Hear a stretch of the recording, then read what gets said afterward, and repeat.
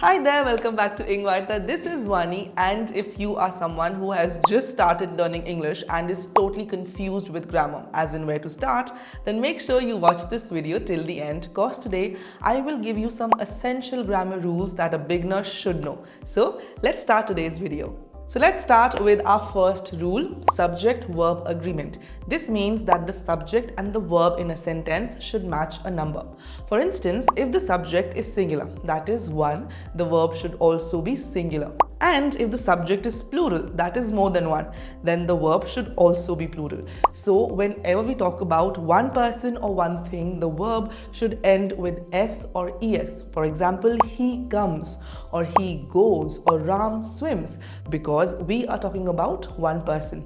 And whenever we talk about more than one person or thing, the verb should not end with S or ES. For example, they come, or they go, or Ram and Sham swim, because we are talking about more than one person. Now let's look at one example sentence. For instance, if I talk about my dog, I have one dog, so the sentence will be my dog barks.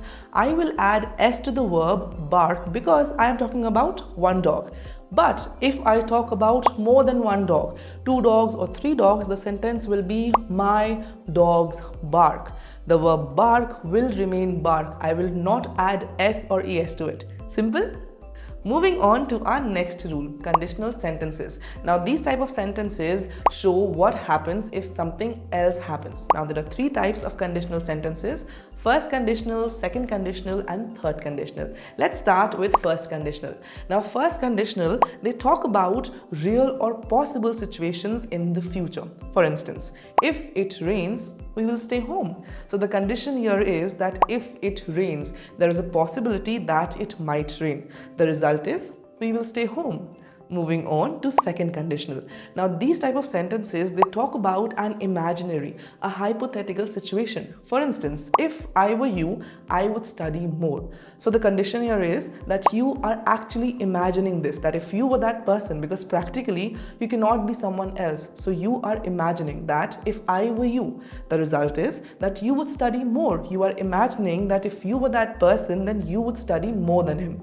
Moving on to our last, third conditional. So these type of sentences, they talk about an action or a thing that did not happen in the past. For instance, if I had studied, I would have passed the exam. So over here the condition is that if I had studied, which you did not do this action in the past. So the result is you did not pass, you failed. Moving on to our next rule, countable and uncountable noun. Now countable nouns are nouns that can be counted. They have both a singular and a plural form. For example, you can say I have an apple or I have 3 apples. Both are correct.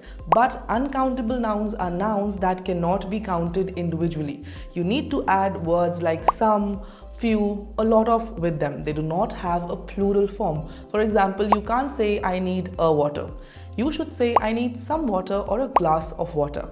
Moving on to our next rule, proper use of commas. Now commas are really important in English. Firstly, they make your sentences clearer, and secondly, they introduce required pauses whenever you speak. So there are two main ways to use commas. The first one is when listing items. Now commas are used to separate items in a list. For example, if I read this sentence without commas, I brought apples, bananas, pineapples, strawberries, guavas.